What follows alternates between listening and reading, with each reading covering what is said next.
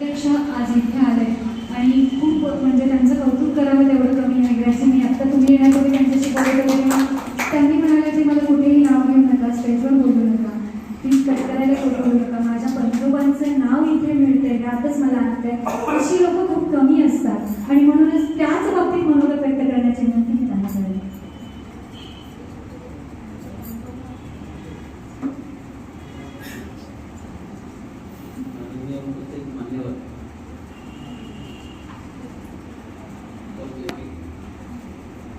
या पुण्यामध्ये आपलं स्वतःला प्रसिद्ध करण्यासाठी पहिलं पण केशवराव भोसलेंनी पुण्यामध्ये संगीत सौभद्रच्या निमित्तानं पहिलं पाऊल ठेवलं. त्यावेळेला त्यांची फजिती कशी होईल, त्यांची फजिती उडवायसाठी काही मंडळी कागदामध्ये भजी बनवून आणली बांधून कांदे भजी की त्यांची फजिती झाल्यानंतर त्यांच्यावर फेकण्यासाठी. परंतु ती भजी त्यांना खावी लागली, त्याच लोक हाताने त्यांना टाळ्या वाजवाव्या लागल्या.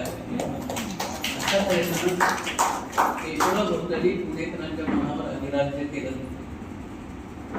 त्या केशवरावांना कोल्हापुरात पुण्यामध्ये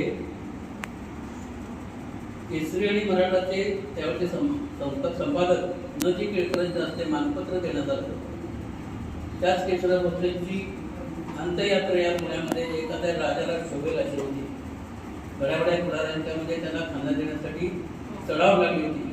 सगळे रस्ते अत्तर फुलं आणि गुलालांनी माखले होते.